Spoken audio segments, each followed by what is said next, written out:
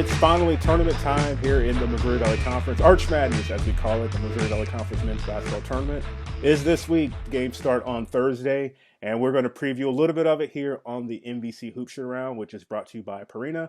Derek Dockett here of the Missouri Valley Conference, joined once again by Adam Immenecker. Adam, it's March is here, I guess, now officially, and we kick it off with Arch Madness. It's time to get the ball going in St. Louis.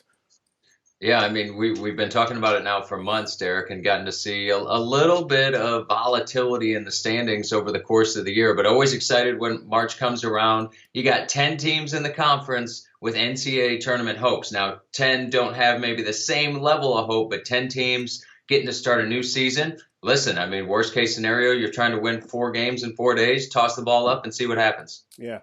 Let's jump right into it. Right off the bat, you go 1-2 with top seed Illinois State earning the tiebreaker. Of course, those two teams, Illinois State and Wichita State, split in the regular season. Illinois State gets the tiebreaker to earn the number 1 seed. The Shockers, the number 2 seed. I guess when you start with those two teams, I mean, how do you forecast the tournament right now? Those two teams could be another collision course. Obviously, we don't predict the bracket here, but they played so well this year, and it's probably going to look to be another fantastic tournament. These two teams can meet again in the final potentially.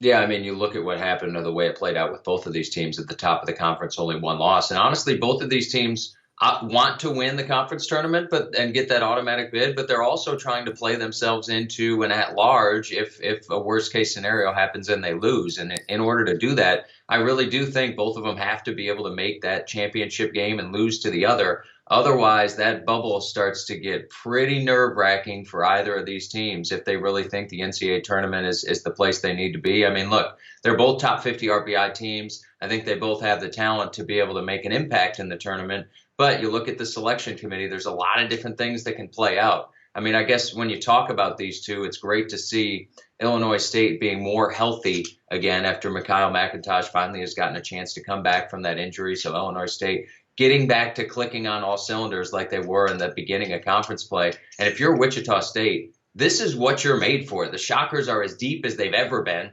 They pretty much have 12 guys that you can throw out with very small discernible differences on a game-in, game-out basis. So it's going to be really fun to see and see if we can get to a place where both those teams compete on Sunday.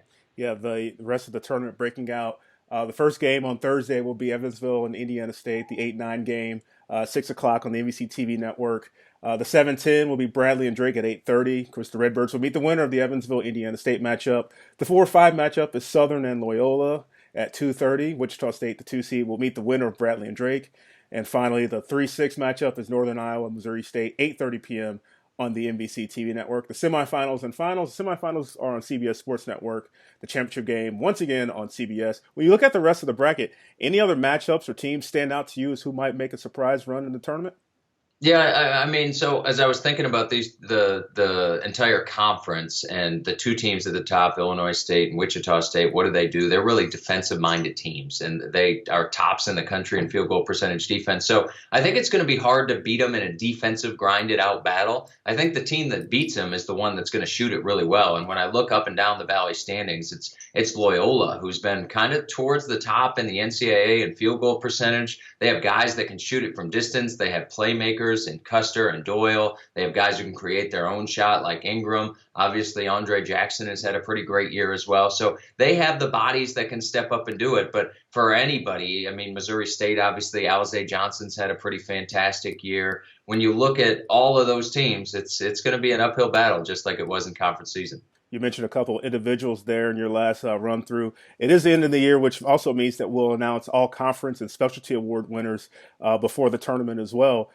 Anything stand out to you as who might be able to walk home with some hardware as a result? They're playing the 2016-17 season. Yeah, you know, it's interesting. You always look at all conference type teams, and usually it goes to the best teams in conference because they perform the best, which makes sense. Wichita State throws a wrench in that this year because they have a lot of exemplary players, not 1 or 2 exemplary players. There's not a Fred VanVleet and a Ron Baker that you just automatically cast into the top of that ballot. So especially as you're talking about player of the year and first team, it'll be interesting to see how the media and how the coaches end up voting in to, do you look at a guy like Jaylen Brown who averaged 20 a game, and how do you evaluate that against Landry Shamet, who's playing on the best team but only averaging maybe 11 points and 4 rebounds in much less minutes? So it's the way you weight those things. It'll just be really interesting to see how the decision makers go with their votes. We'll find out everything, including the Coach of the Year, as part of the Coach of the Year luncheon, which takes place Thursday afternoon before the tournament games begin.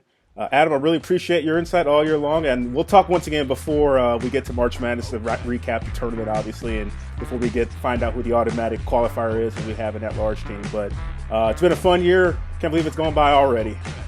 Oh, always goes by fast. Enjoy your time in St. Louis, Derek. Promises to be a great tournament. I'll be watching. Absolutely. Thanks so much, Adam.